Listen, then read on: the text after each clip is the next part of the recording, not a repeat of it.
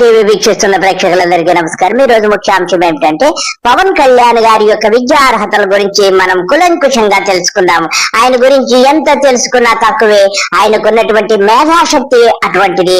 ఇకపోతే ఆయన ఏమి చదువుకున్నారనే ప్రశ్న కంటే కూడా ఆయనకి ఎంత విజ్ఞానవంతుడో మనం తెలుసుకోవాల్సిన అవసరం ఎంతైనా ఉంది. ఆయన విద్యా పారంగతుడు. అలాగే కాకుండా ఆయన లక్షలలో ఎన్నో పుస్తకాలు చదివినటువంటి ఘనత మన పవన్ కళ్యాణ్ గారు డిప్యూటీ సీఎం గారిది. చెప్పండి సార్, మీరు ఎప్పుడు చదువుకున్నారు, ఎక్కడ చదువుకున్నారు? నేను బేసిక్ తెలుగు అక్షరాలు ఇవన్నీ నేర్చుకుంది ఒంగోలు జిల్లాలో గోపాల్ నగరం అనే ఏరియాలో ఉండేవాడిని. ఒక వీధి బడిలో ఉండేవాడిని. మా అమ్మ నన్ను ఫస్ట్ వీధి బడికి పంపించింది. పవన్ కళ్యాణ్ గారు, మీరు ఎక్కడ చదువుకుంటే ఏముంది, మీరు అపార విద్యాపారంగతులు. ఆ వీధి బడి ఎలా ఉంటుందంటే, వీధి అంటే వీధి, రోడ్డు మీద బడి. ఈ రోడ్డు మీద ఇలా ఉండేది. ఇక్కడ కూర్చొని మా అందరు నడుస్తుంటే అక్కడ నేర్చుకున్నాను ఎక్కలు కానీ ఇవన్నీ. మీరు ఎంత గొప్పవారు సార్, అంత చిన్న వయసులోనే 0 క్లాసులోనే ఎక్కలు నేర్చుకున్నారంటే నాకు చాలా ఆనందముగా ఉన్నది. అలాగే నేను స్కూల్లోకి వచ్చిన తర్వాత నాకు నేర్పించిన పాఠాలు, మాకు క్యాంపస్ ఇలాగ ఉండదు. ఇలా నడుచుకొని మేమందరం క్లాస్ రూమ్స్కి వెళ్తున్నప్పుడు నాకు ఎప్పుడు దేశభక్తి పాటలు పెట్టేవాళ్ళు. మేమందరం ఒక డ్రిల్ చేసుకుని వెళ్ళడానికి. ఇంటెలిజెంట్ ఫెలో పవన్ కళ్యాణ్ గారు పువ్వు పుట్టగానే పరిమళించునంటే మీరే సార్. మీ దేశభక్తి గురించి ప్రత్యేకంగా చెప్పాల్సిన పని లేదు. మీరు 0 క్లాస్ లోనే బాపూజీ గురించి, సుభాష్ చంద్రబోస్ గురించి, స్వాతంత్ర యోధుల గురించి తెలుసుకున్నారని నాకు తెలుసు సార్. పవన్ కళ్యాణ్ గారు, మీరు మ్యాథమెటిక్స్ ఏమన్నా నేర్చుకున్నారా? మ్యాథమెటిక్స్ నేర్చుకోలేదు సార్. మరి ట్రిగ్నామెట్రీ ఏమన్నా నేర్చుకున్నారా చెప్పండి?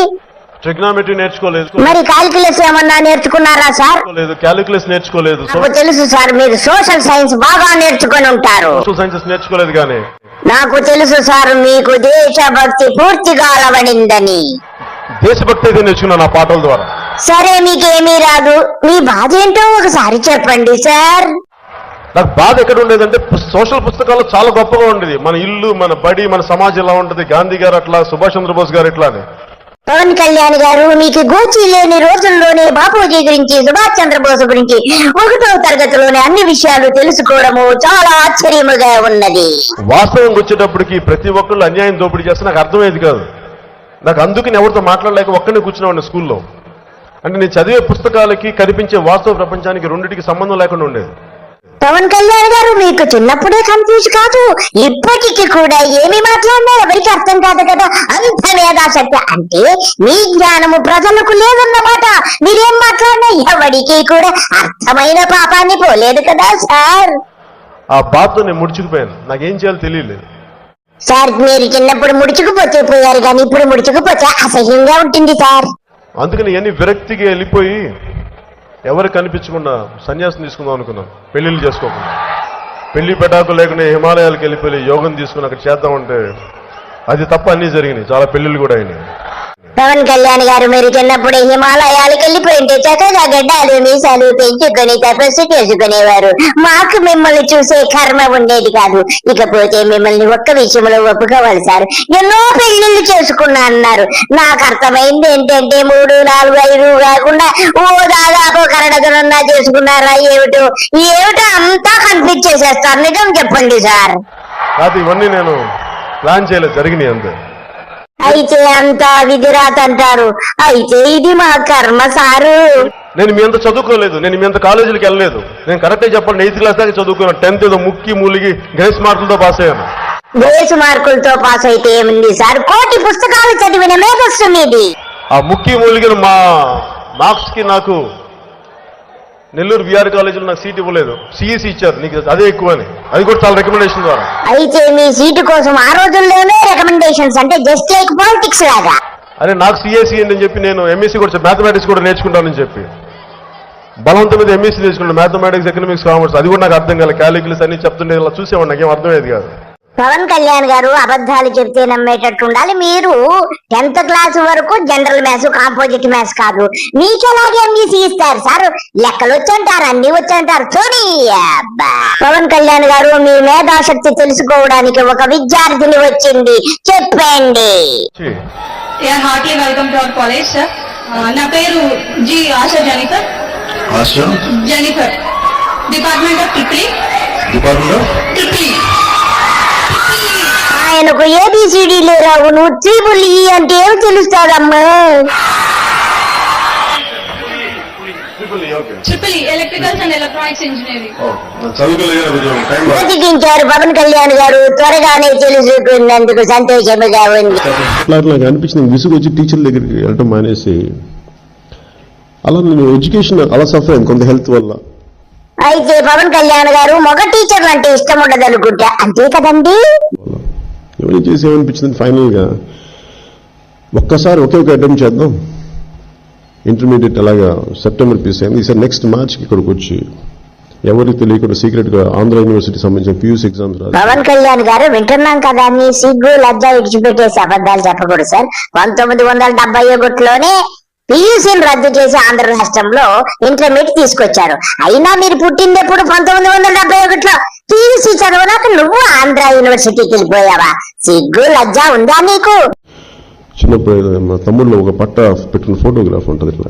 అలా మా అమ్మ కూడా, అమ్మ నేను ఇంటర్ పాస్ అయ్యాను ఫస్ట్ క్లాస్లో చెప్పి చూపిద్దామని చెప్పి ఇలాగా డిగ్రీ లాగా ఒకటి తీసుకెళ్దాం అనుకుంటే, ఇక్కడికి వచ్చాక నాకు అర్థమైంది నాకు ఈ చదువు ఎక్కట్లేదని అర్థమైంది. అంటే ఎగ్జామ్స్ పెడితే ఎగ్జామ్ ఎందుకు రాయాలి, ఎవరి కోసం ప్రూవ్ చేయాలి, ఇలాంటి ప్రశ్నలు అలాంటి నేర్చుకోకూడదు. నేను చెప్తున్నాను, నేను చెప్పి నేను పాట నాకు కుదిరింది, నాకు అలా జరిగిన తర్వాత నాకు అనిపించింది ఇవన్నీ కాదు అని చెప్పి ఆ రోజు నిర్ణయం తీసుకొని నాకు ఎంత జ్ఞానం కావాలో ఏమేమి నేర్చుకోవాలి స్వతహా నేర్చుకుంటాను చెప్పి ఆ రోజు నుంచి ఇక నేను చెబుతాను పవన్ కళ్యాణ్ గారు, ఆ రోజు నుంచి మీరు ఈ రోజు దాకా కోటి పుస్తకాలు చదివేసి, కోటి యూనివర్సిటీల్లో కోటి డిగ్రీలు, కోటి పట్టాలు, కోటి డాక్టరేట్లు తీసుకొని అపర మేధావి అయిపోయావు కదా. సిగ్గుండకపోతే ఓ చెప్పిన మాటకి పొంతన లేకుండా మాట్లాడు. పవన్ కళ్యాణ్ గారు 8th క్లాస్ 10th క్లాస్ కాకుండా ఇంకేమి ఇంజనీరింగ్ కోర్సులు చేశారో చెప్పండి సార్. ఎలక్ట్రానిక్ కోర్స్ చేశాను, కంప్యూటర్ సైన్స్ డిప్లొమా చేశాను, ఎలక్ట్రానిక్ కోర్స్ చేశాను, కంప్యూటర్ సైన్స్ డిప్లొమా చేశాను. చదువు బై చాయిస్ ఆపేశాను. నాకు ఇష్టం చదువు అండి. టీచర్లు చెప్పే చదువు నాకు నచ్చలా. అయినా మీరు టీచర్లు చెప్పే చదువు ఎందుకు వింటారు సార్? మీకు అసలు లెక్కల్లో ఉన్నటువంటి జ్ఞానం ఇటువంటిదా? ఎంత గొప్పగా ఉందో. ఒకసారి తమరు మంత్రివర్యులయ్యాక ఎన్ని ఘనకార్యాలు చేశారు అనే విషయం తెలుసుకుందాం. అలాగే లెక్కల్లో ఎంత సూపర్ గా చెప్పగలరో కూడా తెలుసుకుందాం. నీటి విలువ తెలుసు. నీటి దొరకనప్పుడే మన నీటి విలువ తెలుస్తుంది. నీటి దొరకనప్పుడే కాదు, నీరు దొరకనప్పుడే. నాకు ప్రత్యేకించి నేను PR మినిస్ట్రీ తీసుకున్న తర్వాత వాటర్ కన్జర్వేషన్ ఒకటి, నీటిని సరఫరా చేయటం ఒకటి, ఇవన్నీ నాకు చాలా ప్రత్యేకమైనవి, ఇష్టం నాకు. ఒకసారి US లో కూడా హార్వర్డ్ యూనివర్సిటీకి వెళ్ళినప్పుడు కూడా అక్కడ చాలాసార్లు పొలిటికల్గా మేము వెళ్తున్నప్పుడు చాలా ఆకాశంతో ప్రామిసులు చేస్తూ ఉంటాం. ఆకాశాన్ని తీసుకొచ్చి పందిరేస్తూ ఉంటాయి, ఇవన్నీ చేస్తూ ఉంటాయి. కానీ మొదలుపెట్టింది పవన్ కళ్యాణ్ గారు ఏమైనా కొన్ని నిజాలు మాత్రం చెబుతూ ఉంటారు, అందుకు మిమ్మల్ని అభినందించాలి. మీరు చెప్పిన సూపర్ 6 ఒక్కటి కూడా అమలు చేయలేదుగా. అలాగే ఆకాశం అంతా పందిరి వేసి, ఇల్లంతా పీట వేసి సంకనాకించారు. ఇది చాలా లోతుగా ఒకసారి అధ్యయనం చేస్తే పర్ క్యాపిటల్ కన్సంప్షన్ ఎంత ఉంటుంది, దానికి ఎంత కావాలి మీకు డబ్బులు అడిగితే, కేరళ 45,000 కోట్లు అడిగితే గత ప్రభుత్వం జల్ జీవన్ మిషన్ కి వాళ్ళు అడిగింది 26,000 కోట్లు మాత్రం అడిగారు. 26,000 కోట్ల, ఇంకా ప్రిసైజ్ గా చెప్పాలంటే 26,000 కోట్ల 823 26.8.3 crores 0.94 ఎగ్జాక్ట్ అడిగింది. తెలుగు రాదు, ఇంగ్లీష్ రాదు, సన్నాసి అతవా. పవన్ కళ్యాణ్ గారు, మీ అపర మేధస్సుకి, మీ యొక్క లెక్కలకి ముఖ్యంగా చాలా సంతోషము. మీరు ఇలాగే లెక్కలు చెబుతా ఉండండి. మీ లెక్కలు వింటూ మేము కూడా ఎంతో ఆనందపడుతూ ఉంటాము. మీరు ఇలాగే లెక్కల్లో కూడా మీకు డాక్టరేట్ అర్జెంటుగా ఇవ్వాలని చెప్పి మేము రికమెండ్ చేస్తున్నాము. అందరికీ నమస్కారం. చూసారు కదండి, ఇదండి అయ్యగారి యొక్క విద్యార్హతలు. నమస్కారము, బాయ్.